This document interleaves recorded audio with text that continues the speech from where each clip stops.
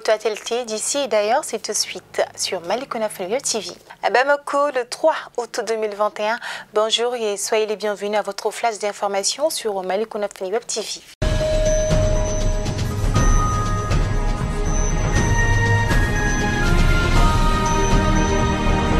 Le plan d'action du gouvernement a été présenté cet après-midi, ce lundi, par le Premier ministre Shogel Kokalamaïga au Conseil national de transition. Ce plan est composé de 4 axes prioritaires. Il s'agit du renforcement de la sécurité sur l'ensemble du territoire national, les réformes politiques et institutionnelles, l'organisation des élections générales, la promotion de la bonne gouvernance et l'adoption d'un pacte de stabilité sociale. Pour des partis politiques, il est impossible de réaliser ce programme avant la fin de la transition. Il appelle au respect du délai fixé pour la transition, alors que des organisations de la société civile invitent les autorités à prolonger la durée de la transition. Le plan d'action du gouvernement 2021-2022 PAG a été approuvé par les membres du Conseil national de transition par 102 voix pour 2 voix contre et 9 abstentions après un vote. Le maire du district de Bamako, à savoir M. Adama Sangaré, a été placé sous mandat de dépôt ce lundi 2 août 2021. Le puissant maire qui dirige l'hôtel de ville de Bamako depuis plus de 10 ans devient désormais un abonné à la maison d'arrêt centrale de Bamako. Il a été placé sous mandat de dépôt en octobre 2019. Ce même maire du district de Bamako a passé 8 mois en détention. Selon la même source, Adama Sangaré est en effet inculpé suite à la gestion du contrat de réhabilitation, d'éclairage et d'illumination des édifices et façades se trouvant sur des axes des routes reliant l'aéroport de Sénou à Koulouba. Le montant total du marché était de 1,4 milliard de francs CFA.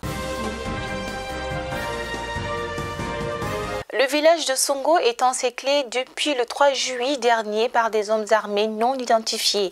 6 malades ont perdu la vie faute de soins dans le village de Songo, situé dans la commune de Djabali, centre encerclé depuis le 3 juillet par des hommes armés non identifiés, a appris Anadolu le dimanche auprès de Moussa Kane, maire de Djabali.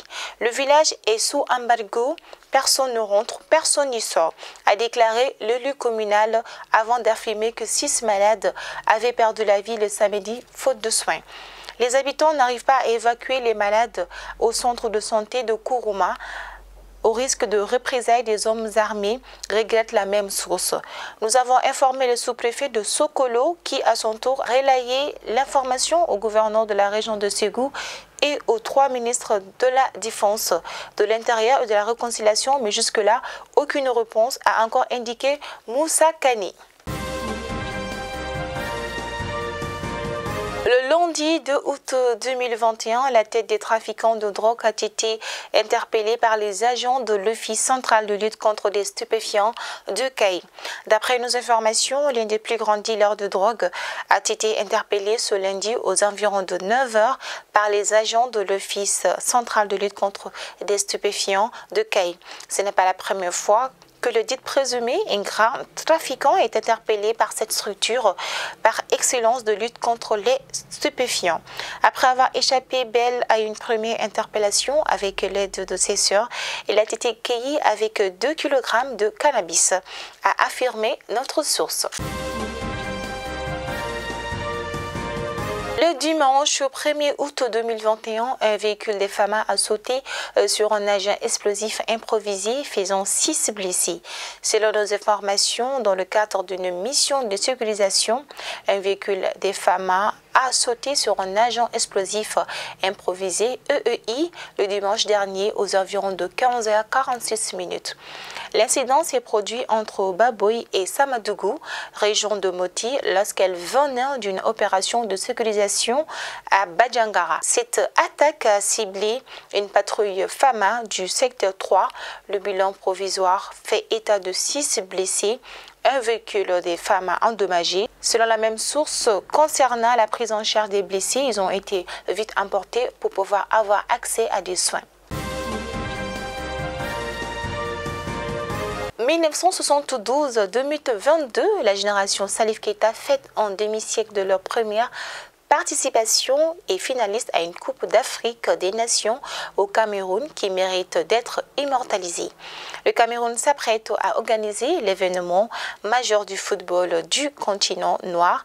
Le pays de Samuel Eto'o accueillera du 9 janvier au 9 février 2022 la CAN.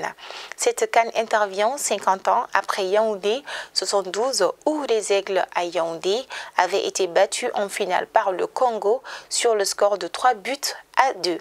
C'était la toute première participation des Aigles à la CAN. 50 ans de la compétition à une CAN, c'est là ce fête. C'est ce qui me fait donc à votre flash d'information d'aujourd'hui. Pour avoir accès à nos informations d'ici et d'ailleurs, vous pourrez consulter tout simplement notre page web malikonafani.net. D'ici là, portez-vous bien et surtout qu'Allah bénisse le Mali.